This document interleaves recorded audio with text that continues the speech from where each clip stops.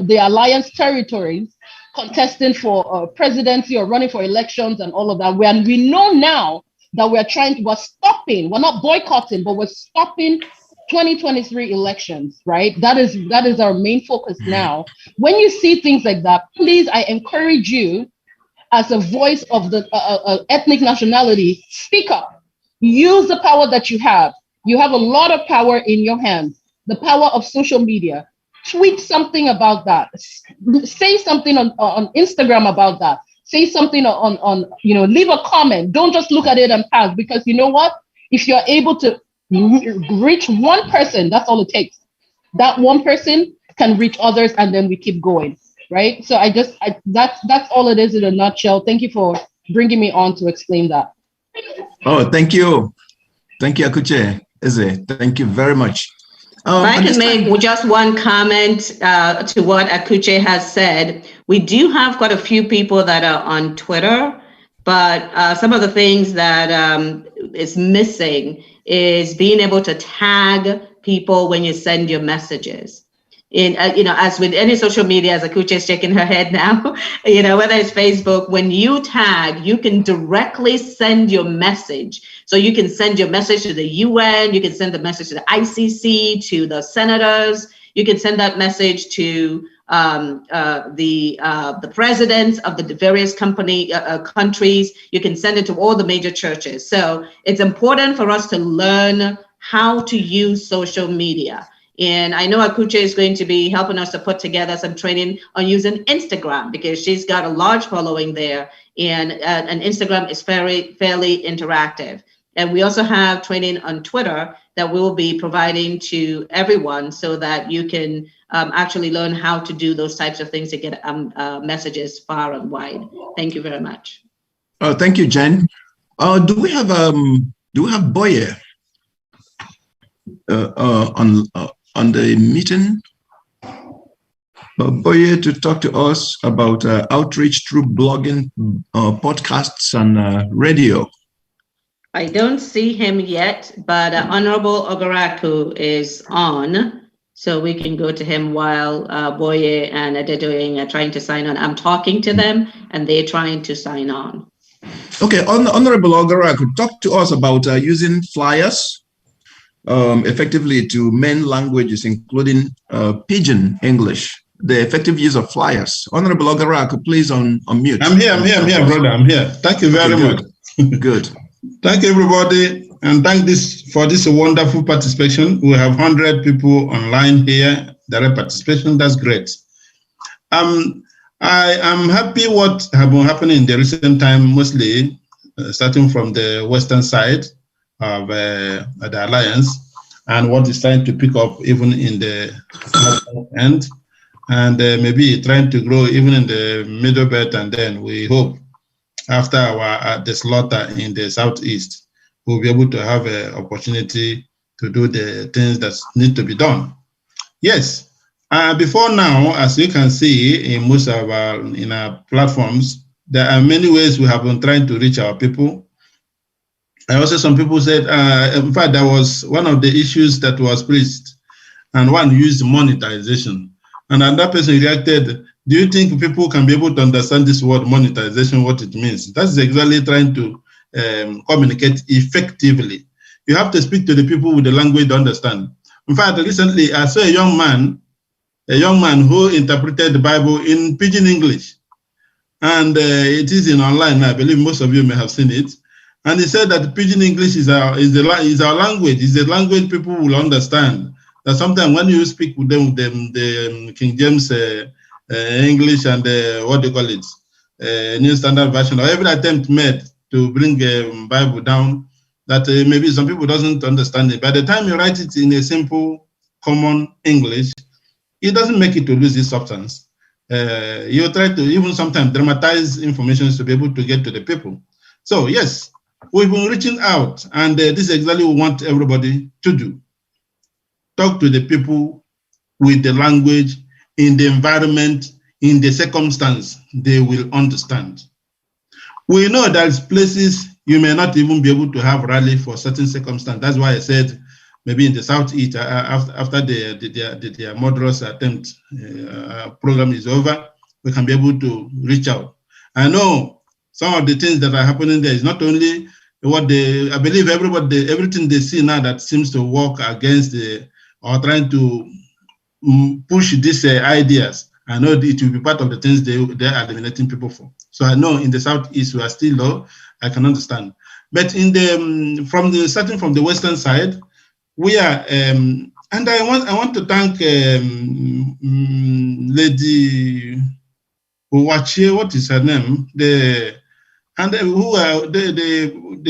producer, one of the presenter in the Volley TV, producing from Abuja, and making the message in the language people understand, the tune people understand, and the way people understand. So we're talking of flyers. What is flyers? Flyers is write-outs that can be given out to people to read or see images or see informations. Just like it is if you go to our Twitter handles, there are more there. And then many people who are following us in the Twitter handles effectively are following the informations, what we have done, what we are doing, what we are about to do. People need to be carried along, and the information need to be carried along, because for you to be able to communicate is when you are saying that somebody is understanding you. And for somebody to understand you, he has the right to ask you questions.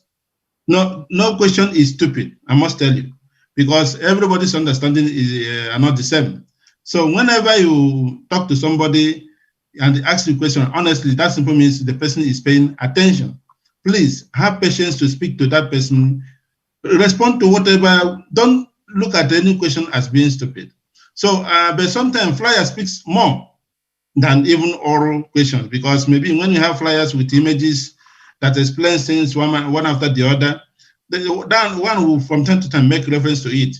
In fact, I remember the story in the past where one illiterate rich man, every day in the morning, he will buy a newspaper and then turn it upside down. And he will tell you, Zeke has said something today. And you ask him, what did the Zeke say? He said, take it and read. Okay? So the flyer does a lot of things. First of all, maybe somebody who is convinced about the program of Ninas, whether he has the literacy or the language to be able to say it. By the time he has a flyer, he will be telling you what he knows. And when you want to know more, he will give you that flyer. And then maybe you can read the flyer and even read better or understand even the issue better. I've been talking to people in the recent time, and whenever issue comes, I will try to give the lectures as we have it as much as I can be able to do. And at the end, the person will tell you, okay, give me something to read.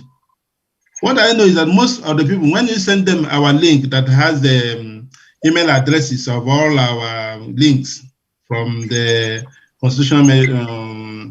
constitutional force majeure to NINAS to Freedom for Nigeria, to Christian Life Matters, to all, we have a link that has all the, most of them cannot read it. They don't even go back to read it. Go back to them in 2-3 days and say, have you gone through our documents? And what do you will tell, okay, I believe you. Because he's no longer going to read there. I have heard you very well. But when he has this document backing it, even when he reads it or not, he thinks he has a point of reference in case somebody asks more about, in fact, he will do the same thing you may have done, and then to teach others. Then there are those people who are literate enough. When you send this type of document, they read more on it and understand. So the flyers are such instrument that will be a practical approach to our people. It should be better done in all the languages. We said we have 300 languages, and more importantly, within our territory of almost 70-80% of the population today, we have almost 200 of these 300 languages, if not more. So if we can have these flyers in these languages, but we know it has its own cost to go through these languages. So we go from the major ones, as the case may be today: English, Pidgin English, Igbo, Yoruba, and then different languages, Anam, Efik, BBO, Jaw, every language that is there, we go about it. And then it's also necessary to get somebody who knows the rudiment of a given language to be able to put it, because if it is in the language of my birth, they said, Among the Igbos, the art of conversation is regarded very highly. And the proverb are the palm oil with which Igbo words are eaten. So once you speak our language and add a proverb, 2, 3 proverbs, you have said more than what 10 pages will say. So we will try to get it to those languages and know how each language get to the people's rudiment, to their best of understanding. And even there's a dramatic, you can even present it dramatically, the way it will make things easy to people to understand. So what we're trying to say now, these flyers are necessary and we are working on them. A good number of them will be coming out by next week. And we expect everybody to be part of it. Even if you are here, be able to reach to your own people. Recently, we have all these programs that we want to use to engage our young adults. Because he said he can't ask, our people say if you ask a child to go and get a smelling rat, I don't even know what it's called in English. Thank you, Honorable. Yes. Thank you, Honorable. Let me conclude. Okay. So whenever, if you want to lead a child to get such a smelling animal, you must be able to give him water to wash his hand. So we want to also empower our youth. By the time they are empowered, they also learn what we are doing and support it because they are not hungry. However, the flyer is a very practical instrument to be able to reach to the people and then be a tangible instrument for them to be able to take the message along. Once again, thank you for the opportunity. And God bless. Thank you very much. I see. Thank you very much, Honorable Ogaraku. Boyin Oladoku, I see you. You ready for me? Sure. Good evening. I'm here. Evening. I'm ready. Awesome. Awesome. Yeah. How are you doing today? I'm very great. How are you? Pretty good. Pretty good. Welcome. Good evening, everyone. Good evening. Yes. Talk to us about podcasts, blog outreach through blogging, podcasts, radio. Sorry, Johnny. She's actually, this is not Boye. This is Adedoyin. She's actually going to be talking about the circle of influence. Oh, okay. My bad. Okay, go ahead. Go ahead, please. Good evening once again. My name is Adeboyin Oladokun. I will be talking to us, we'll be interacting on the topic circle of influences. When I say it's not an influence, but circle of influences, which implies that there are different circles we all belong to. You have your circle of influence, I have my circle of influence. And for us to reach the pinnacle of our dream in Ninas, we need to do active mobilization through our circle of influences. So the first circle I'm going to be talking about is the political circle.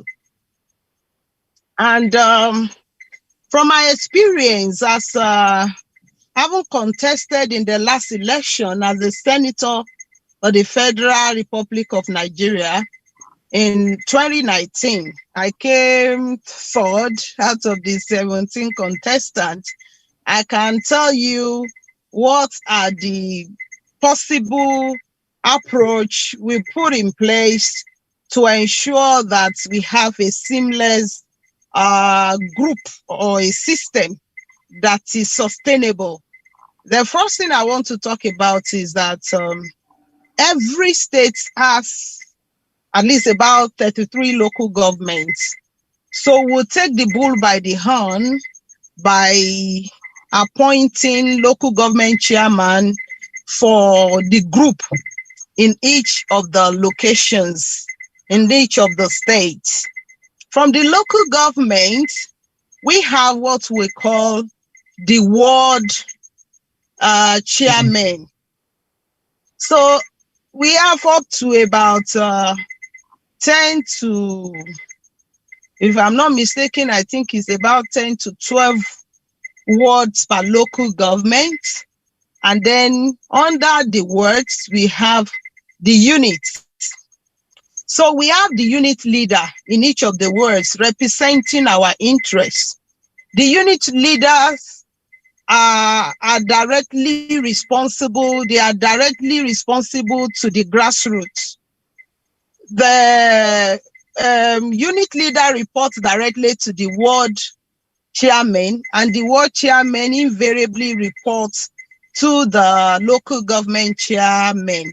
The local government chairman also reports to the state chairman.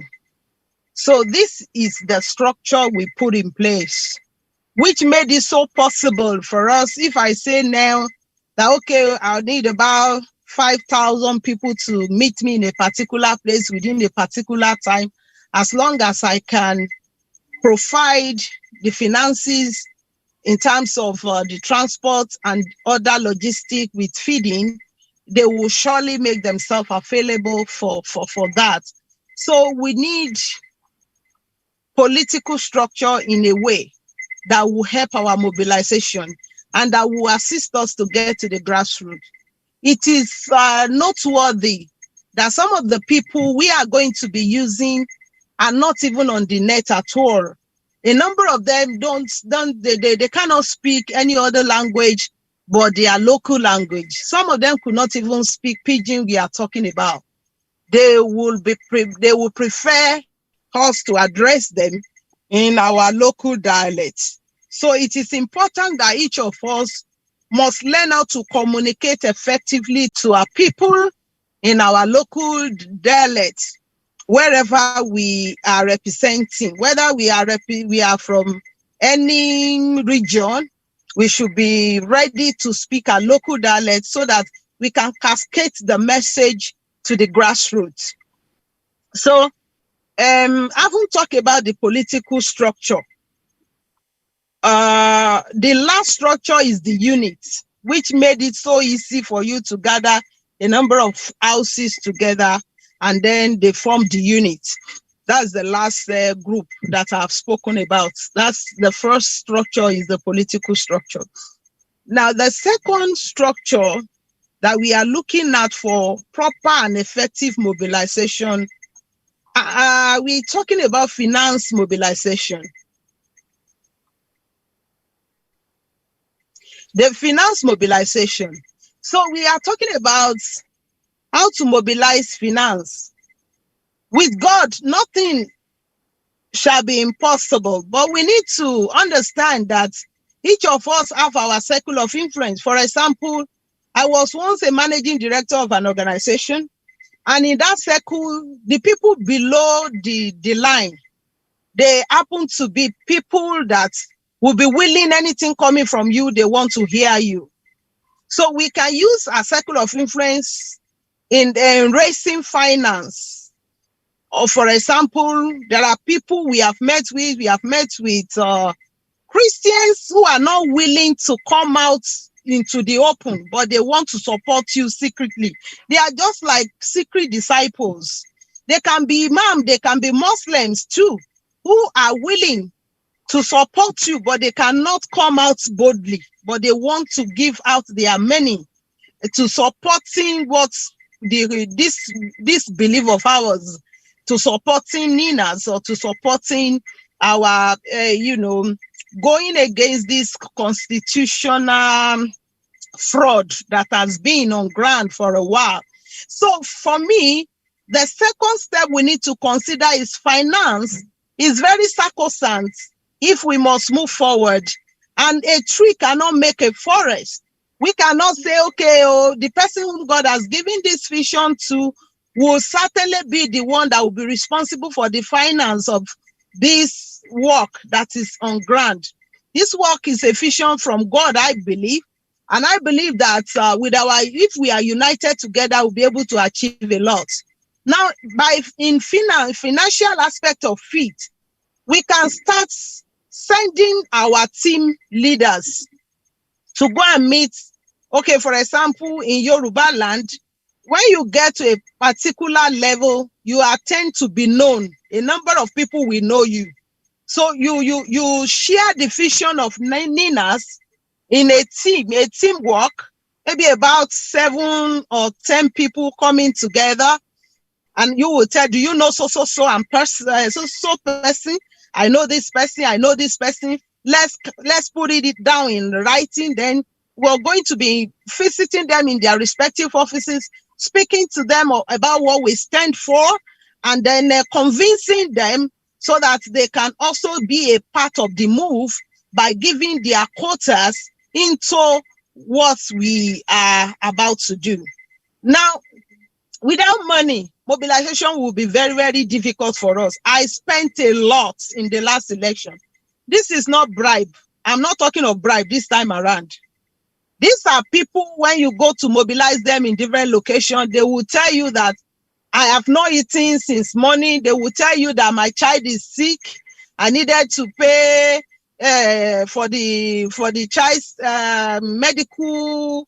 I need to pay for the medical costs.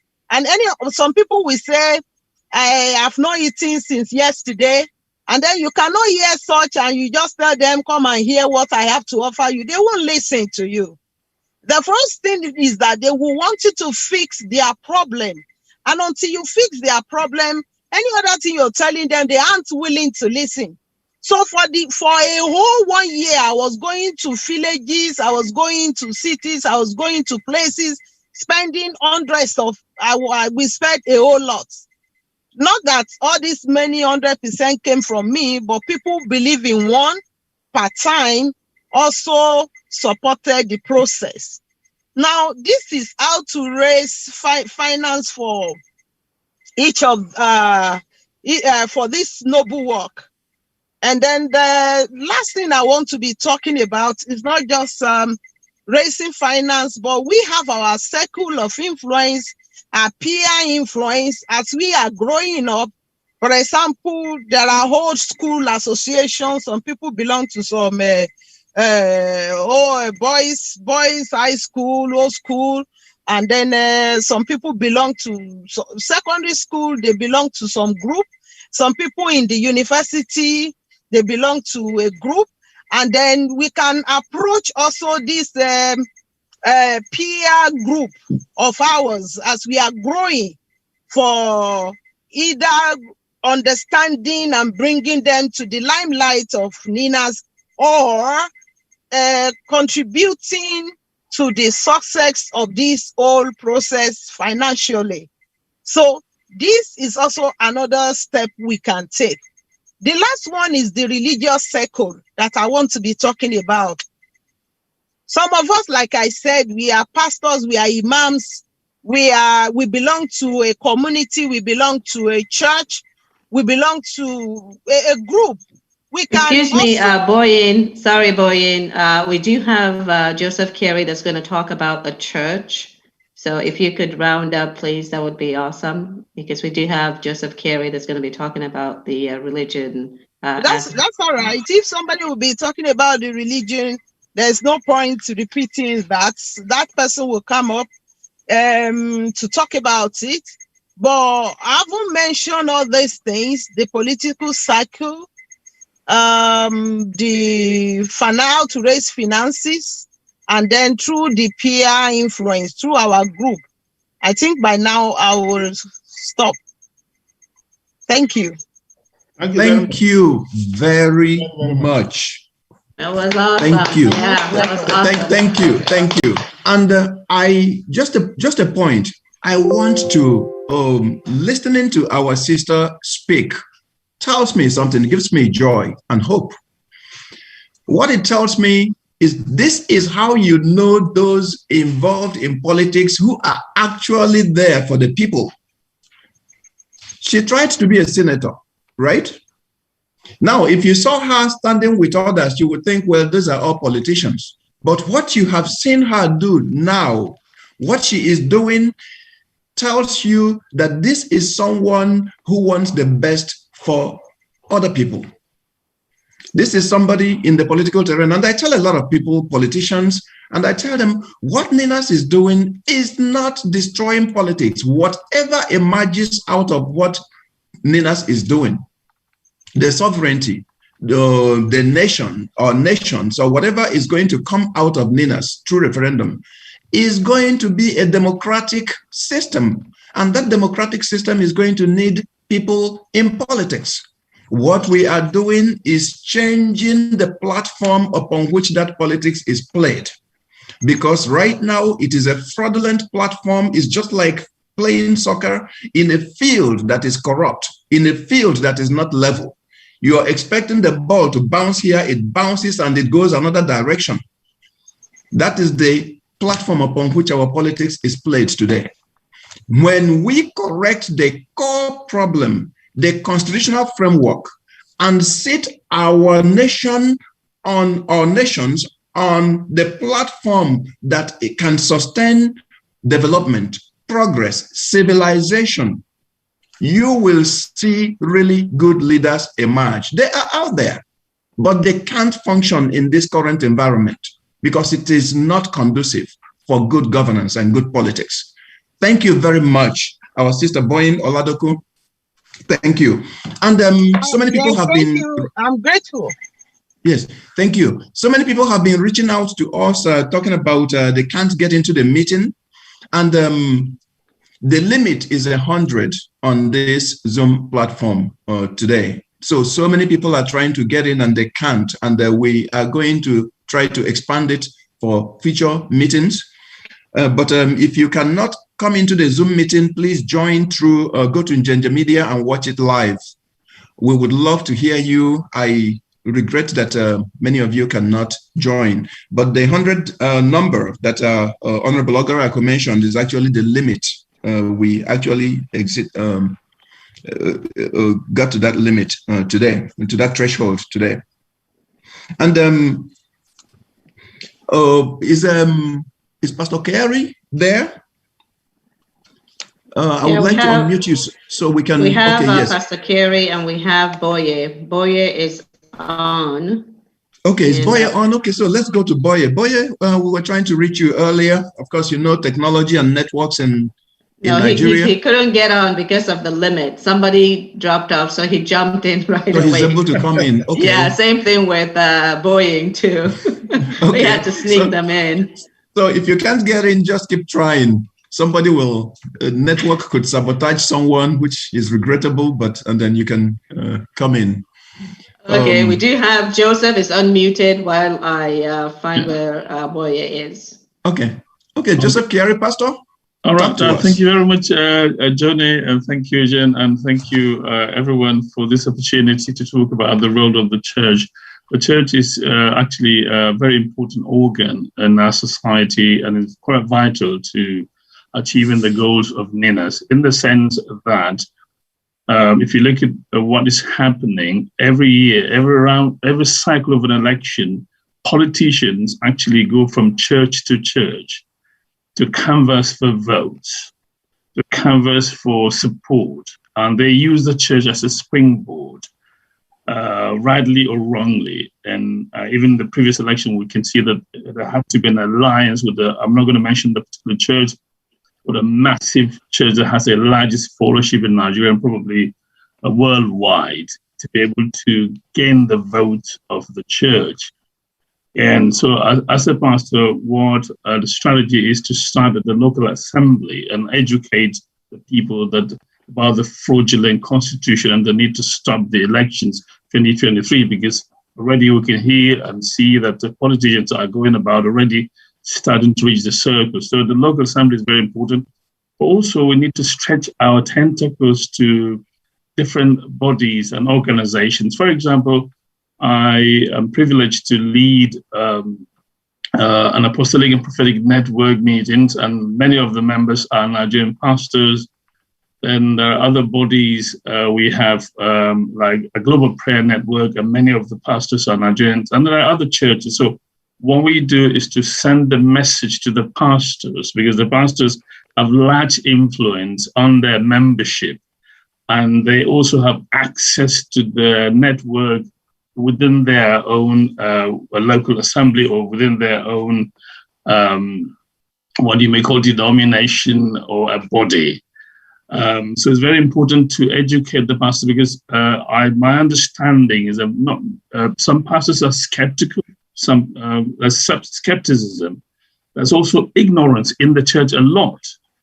And that's also what we call the crowd followership or bandwagon effect. Because, for example, if my pastor is a senator, for example, from a particular church. So the tendency is that the pastors of that church would tend to believe everything they hear from that pastor about what is happening in Nigeria and that the constitution should remain as it is. And for example, one of the experiences I've had is that once we talk about the fraudulent election constitutions, some pastors think as pastors, we don't need to do advocacy, we don't need to speak against evil in the society. But it's actually our responsibilities as pastors, so educating the pastors to look at what the apostles did, what even Jesus did. He challenged the authority of the day about the hypocrisy. So this constitution is hypocritical. It's a gagging. It's an enslavement, and the Lord does not want enslavement. He wants us to be free. So, and the nation is at its place, and only when Ninas has that solution. So, as a pastor, my responsibility, and I'm sure there are quite a few pastors on this platform, we need to educate. The pastors have the right for advocacy, right to educate the people, to mobilize, to do grassroots support in our meetings, in conferences, and talk about it without any fear or favor, without thinking they're being political. I mean, political correctness should stop in church. I tell people, Jesus was not politically correct. The apostles were not politically correct. The prophets of old, the true prophets, are not politically correct people. So we should stop being politically correct and say this constitution is fraudulent. The election should not happen. We need the indigenous Nigerians to take control back. And that is the message I'm sending to a number of our pastors. And I want other pastors to do the same thing, to send the message weekly, daily, through different mediums, through conferences, through seminars, through workshops. And I believe that once the church is mobilized, there's a tendency that the principles or the goals or the strategies of Ninas will be achieved. So that's what I would say. Thank you very much. Thank you.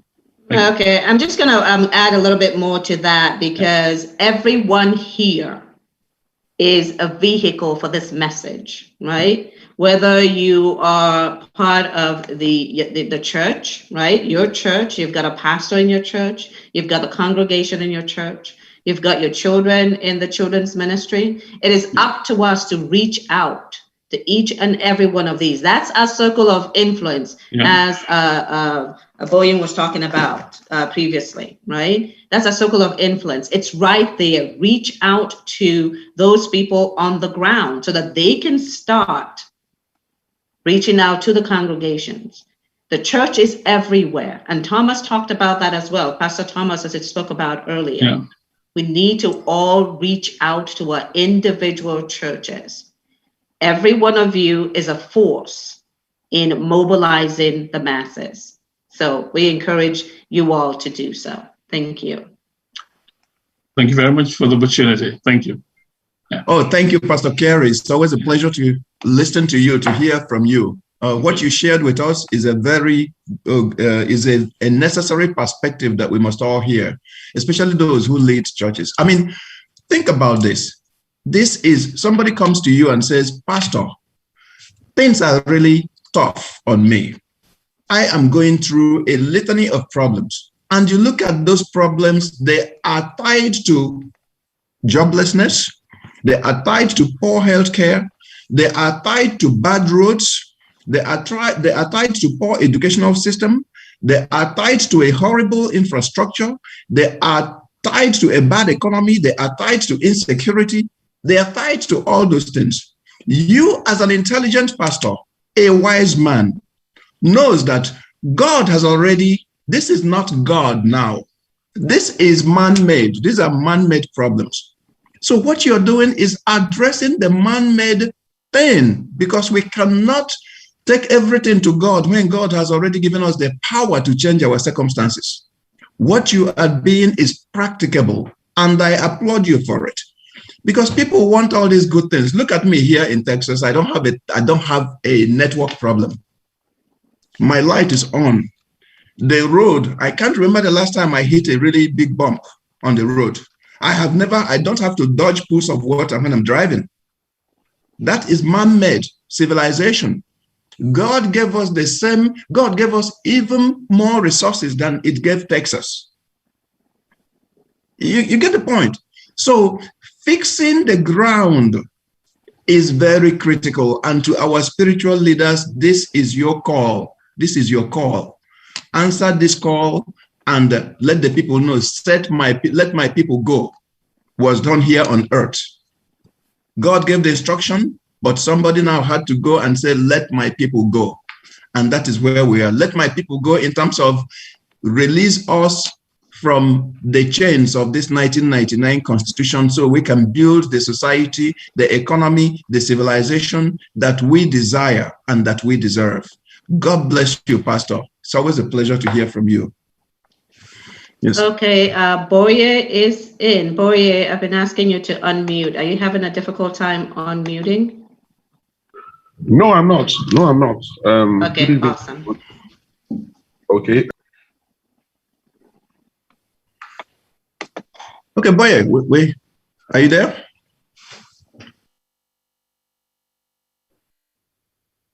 There you are. Unmute, please. Can't hear you. You are muted again. You need to unmute. Okay, yes. Yes, he was telling me the host was not allowing me to get him earlier. I guess it was an online glitch. So, Jean said I should come and talk about setting up personal podcasts. And I guess it's in the light of the fact that all these messages we're going to be sending out, a podcast is a very, very veritable tool to use to push the messages either live or recorded. We talked about it's like personal radio stations that anybody can set up. You just need a few simple things. If you can get the kit, if you can't get the kit, you can use your laptop. You can sign up on. You have hundreds of podcast sites. You have those on iTunes, Amazon, YouTube, SoundCloud, and the registration is free. When you have different kinds of messages like the ones we want to push for Ninas on the ground, you can record your messages. You can record what we're advocating for in terms of what the constitutional, bringing down the constitution and getting something good out to Nigerians, because we have so many. As at last month, I think we're about 211 Nigerians in Nigeria across the world. So the mass mobilization, we're going to have to use a huge, huge amount of free opportunities and tools online. And using a podcast is one of the few strategies that are going to work for everyone. If you have your data on and you're online, you can just type podcast, and you can it will give you a list of podcasts where you can register, sign up free, register free. Then if you want to take it beyond that, maybe if you want to do videos, then you can now pay some subscriptions, which are basically less than $1 or $2, in some cases $4. So Jean, I hope I am in track with my expectations in terms of explaining setting up of this podcast and why, since we cannot have a radio station, we've done research for a lot of that, and because this is we are pushing a program which we know that the current government they have their reservations about it. So using a podcast is also a very easy way for us to be able to work and increase our recruitment on the number of people who are going to sign up with us. So what kind of tools are they going to need, and how do they get the information out to people? Okay, basic equipment, a PC or a laptop. If you have a personal, PC or laptop, you're going to have your personal internet data. You can use your phone if you have enough data on the phone. It doesn't take so much data because it's basic audio. You have to have enough space to record. You have some podcast tools and software you can easily get online. You have trial versions which are basically free. You can also still buy some of those. That's you can also, instead of having just a personal one, you can also develop yours by paying for a subscription for a hosting. You have host podcasts online. So you're actually using their platform and pushing your own podcast. Now, what the podcast helps you do is it helps you collate all your messages, either live or recorded, and you can push to as many of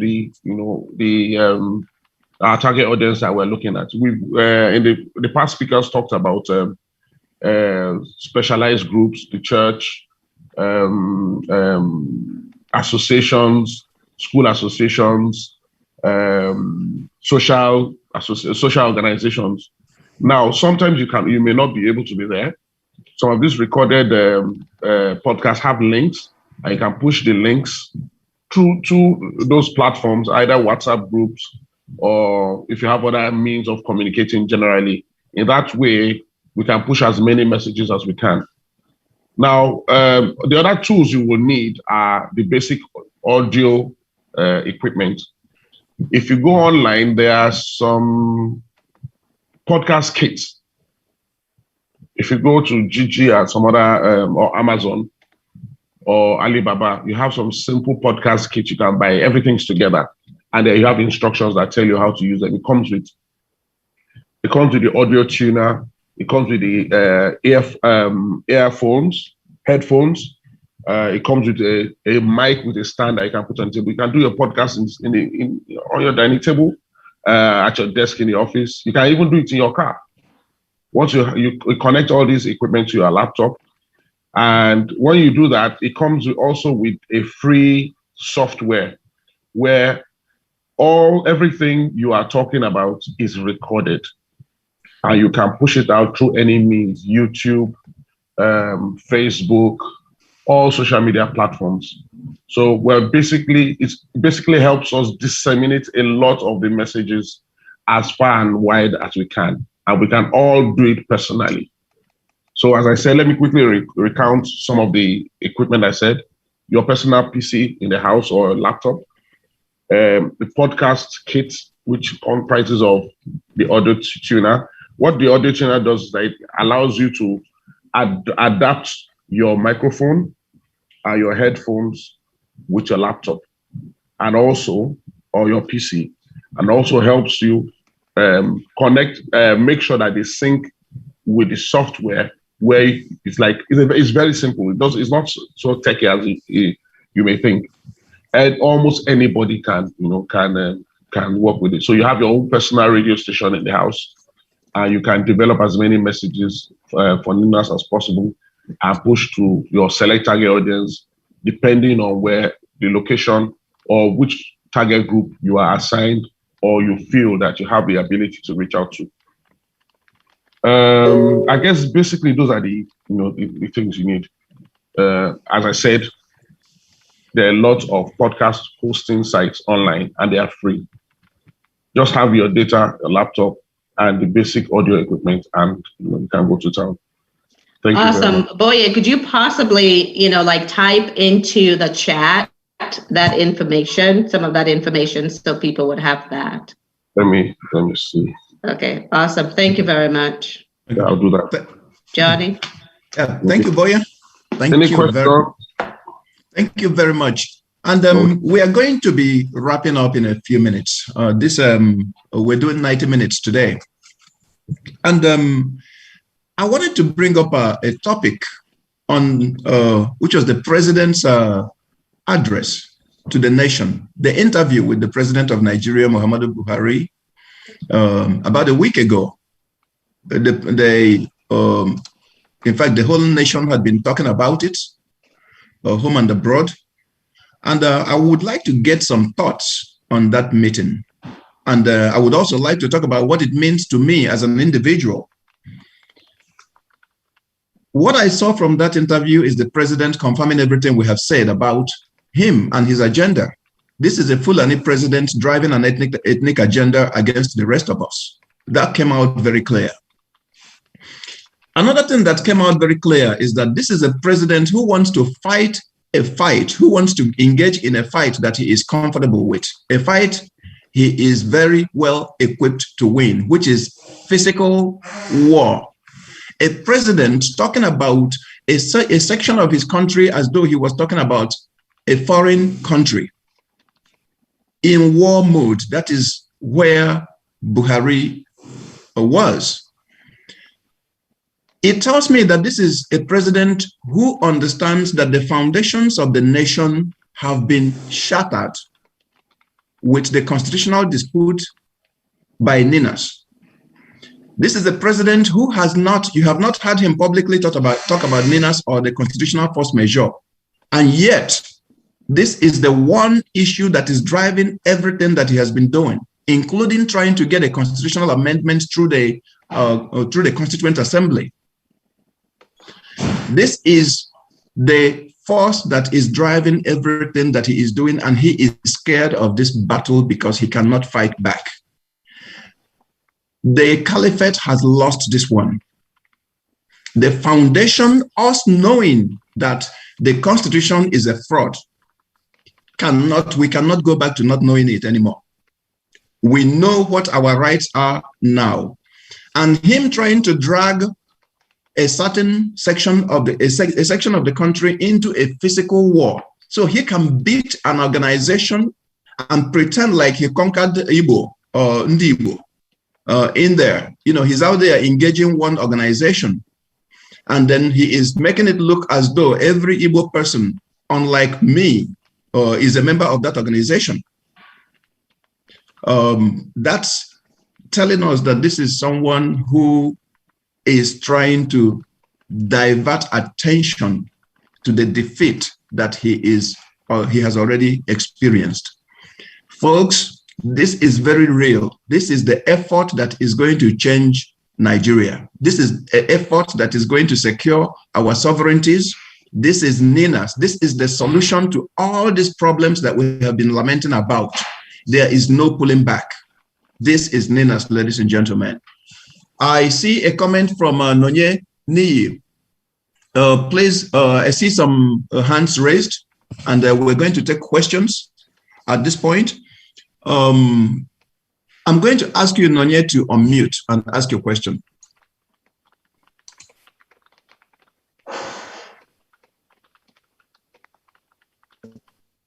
Hello. Oh, please, hello. Can we see you? Can we see you? Can you turn on your video? No. I'm in Nigeria. Okay, okay. Lagos. Okay. Network. As usual. Yes. Network. Go ahead. Network, NEPA. It's night here. Anyway. That's a true Nigerian. That's a Nonye Niyi Afola. That's the yes. Punem. Yes. Yes. Nonye Niyi Afolabi. Exactly. Yeah. Yes. So mix from both Odua block and Lower Niger. Yes. Oh yeah. Okay. Really. What you're saying about the Constitution and Buhari's message or interview or whatever. Actually, I didn't listen to it because I don't like listening to such, so that I don't raise my blood pressure. But I have a concern. When we say that the Constitution has been brought down, it has been brought down. What is remaining is for it to be adopted. I don't quite understand what that means, because when these people are still planning everything with this Constitution, they are trying to just do us the more you look, the less you see with these amendments or whatever they are doing, and everything is still proceeding for them to go on to 2023 and organize the election, take whatever they want to do and continue. You know, because if this election, if you come to this election, everything, of course, there will be no change, because that is just going to hand over to another person to, you know, because right now, you know, what we have in Nigeria is not the president. What we have is the presidency. So just one of them from the presidency will just become the figurehead, and everything will continue. So let me understand what is meant by this adoption of the bringing down of the constitution, the force majeure, you know. Then again, I want to say something to what the reverend said, the pastor said about people, preaching in us in the churches. And I wanted to say, well, because some churches, you know, that churches are not just their branches, they have their head somewhere, and any pastor, you know, I mean, you need to obey, do what is right from the head. And if it's proves so difficult to get permission for such to be preached or something, then I believe that the priest, the pastor in charge, could get someone else, and then probably after the service or something, you know, then talk to the people, even if it means outside the building of the building of the church, outside the church itself, by the compound. Okay, Nonya. Yeah. Okay, Nonya. Because of time, we're going to. Who would like to take that question? The first question on I can talk to you about the constitutional force majeure. If you look at the Constitution of Nigeria, this was made by individuals. Yeah. Headed by the military. Yeah. A constitution is the social contract. In other words, some people got together and said, this is the constitution upon which the nation is going to sit. Yeah, I got that. But when you say it has been brought down, I get it. What we have is a constitutional dispute.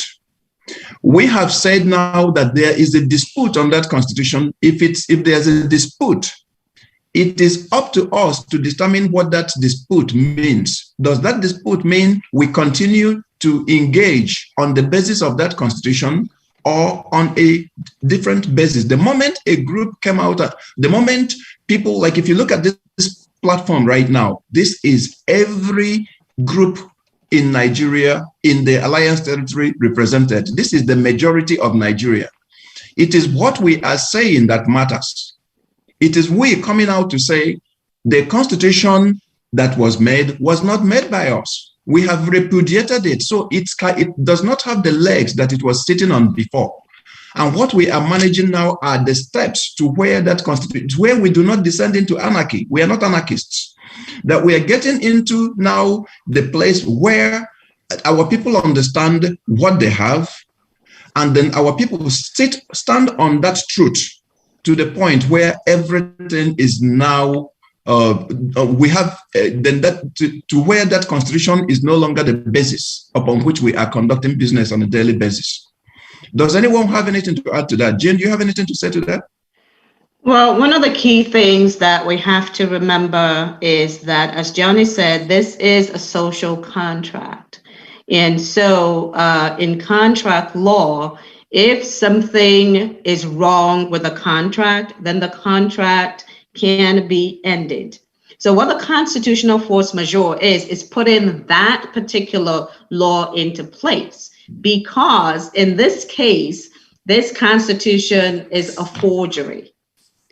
There was no referendum, there were no plebiscites, and those are required to be able to put a constitution in place. And then even when you look inside the Constitution, there are too many places where the information there, as independently asserted by the United Nations Special Rapporteur, that indicated that the constitutional arrangement in Nigeria was a powder keg, and it was, and it is based on injustice. Okay, what that means, a very simple thing, and Dr. Clifford Irania was in previously. I don't see him now because he can add to that as well. You have a constitution where all of the benefits of the citizens are negated under Section 6, subsection 6C. Really? Will citizens do that to themselves? You have a constitution where federal character cannot be enforced.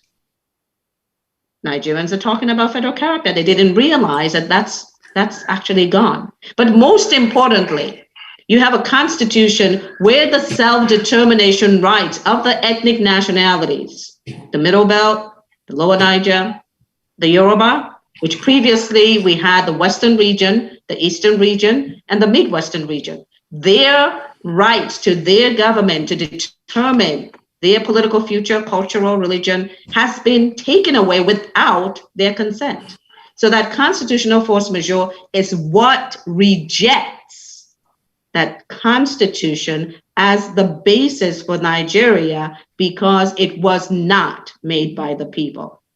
And that's why you see the Nigerian government scrambling to try to do amendments, to try to isolate just the Igbos in a certain area, not even all Igbos, but just in a certain area as they had done before, trying to break this alliance that you see here, where everyone is represented. It's the Thank you very much of that CFM. Thank you very much. You came on that interview talking about trying to divide us, trying to turn the Southeast against the South-South, trying to say all kinds of things. That was his game plan. That's what he was executing.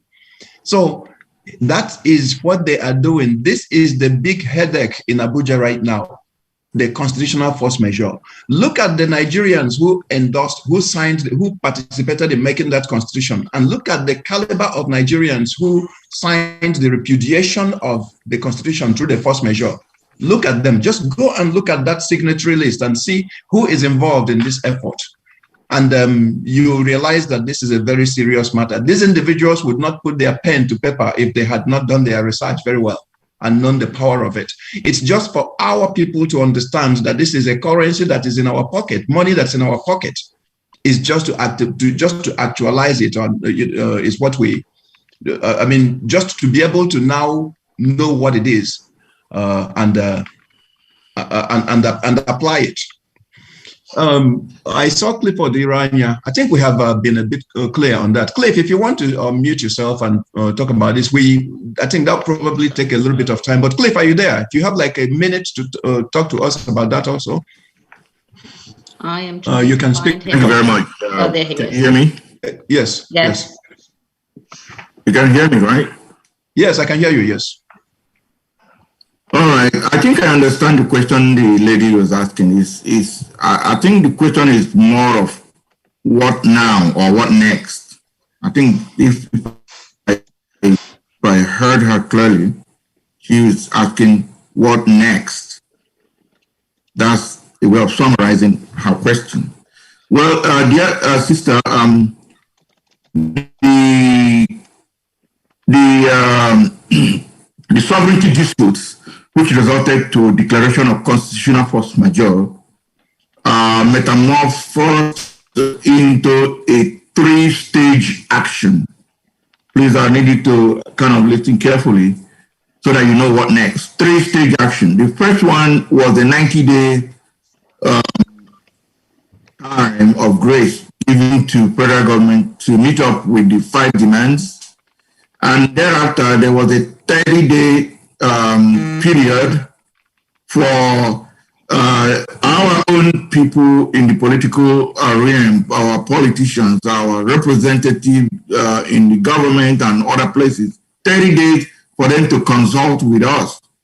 And that 30 days elapsed. So beginning from April 17, 2021, there is 120 days given generally now, both the federal government, our politicians, the international community, for everybody to come and let us talk about this and,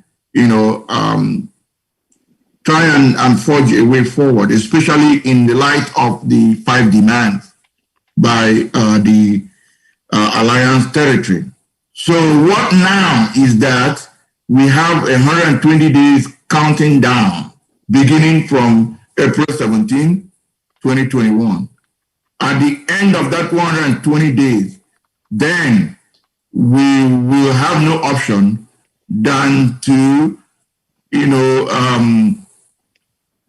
begin to put in place what we said in the declaration, the post-major declaration, which says that we will withdraw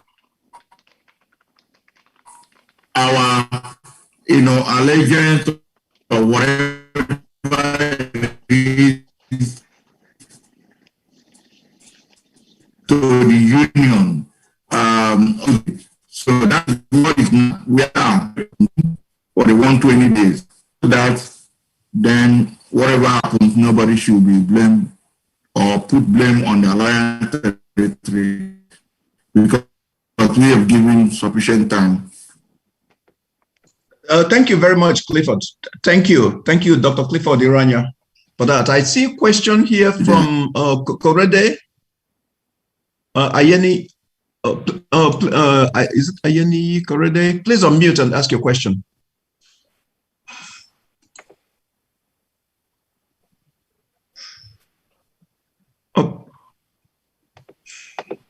Is that Kayode?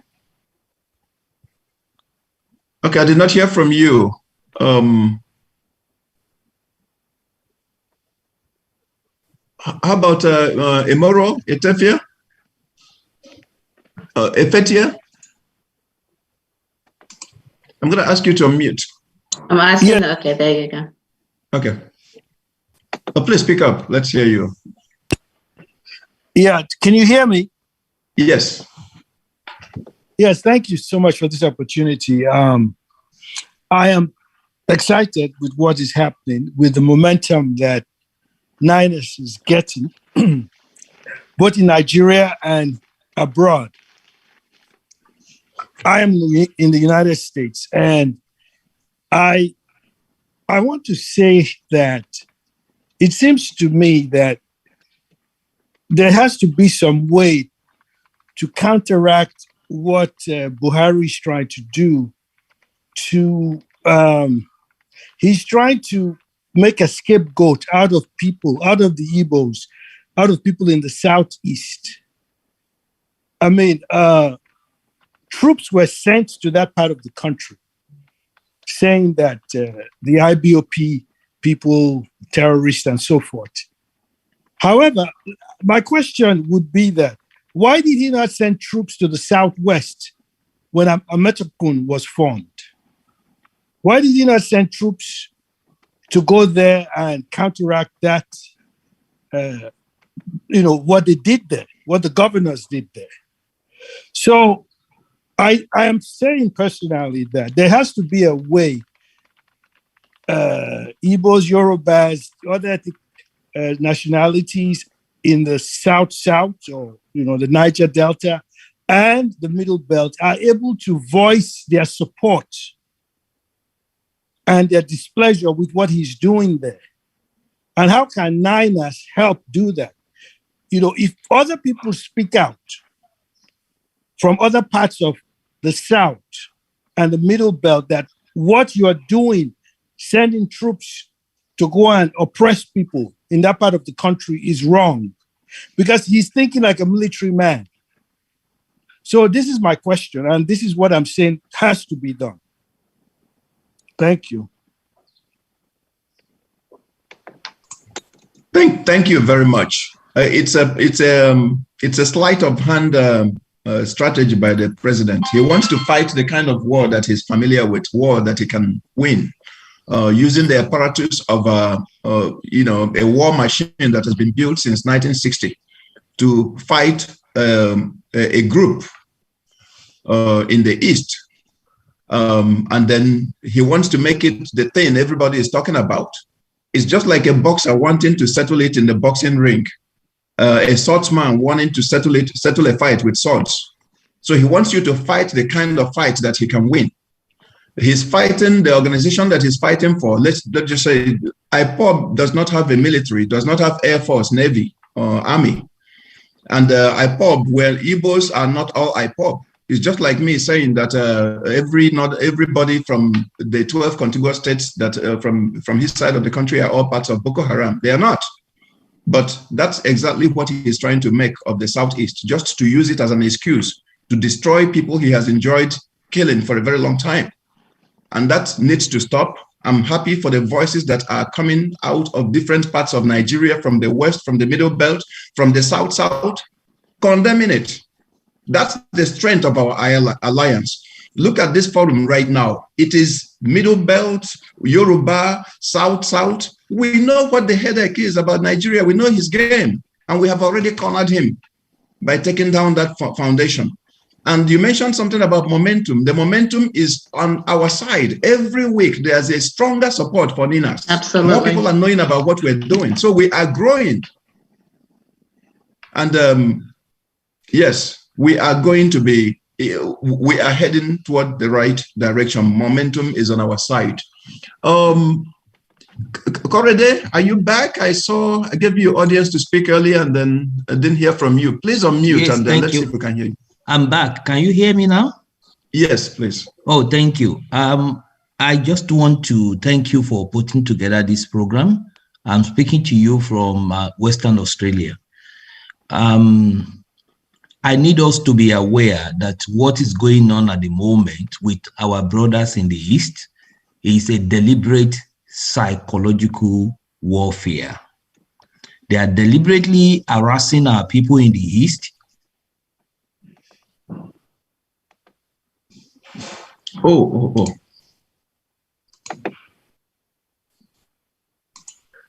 Those in the West and other parts of the country. This is not just the only strategies that are being used by the government to weaken the resolve of the nationalities within Ninas.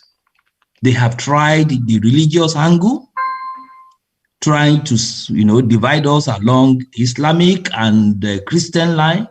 But it is the issue on ground is much more than religion. Because even if you are talking about religion, the nationalities Fulanis claim to be Islam, but they are not practicing the true tenet of Islam. What they are focusing on is basically to take over our land, our ancestral land, kill people like they are doing to our brothers in the Middle Belt, and bring people, their own nationalities from the northern part, from Mali and Niger, to come and take over. And the president is also supporting this. So it is much more than religious issue. And they believe that the land Nigeria is their ancestral, heritage. And this is something that is deplorable. So what we are doing at the moment with the constitutional force majeure is very welcome, and we need to continue to work together. And I want us also at individual level to be comfortable with the way we see ourselves. Over here in Western Australia, when I meet my brothers who come from the region called Nigeria, we introduce ourselves as Igbo Nigerian, Yoruba Nigerian, Edo Nigerian, and so forth and so forth. Because Nigeria may be no more tomorrow, but the native, our primary language and nationality will continue. Thank you. Thank you very much. Let's go to Adeoye King. Did we talk to Adeoye King already? No, we didn't.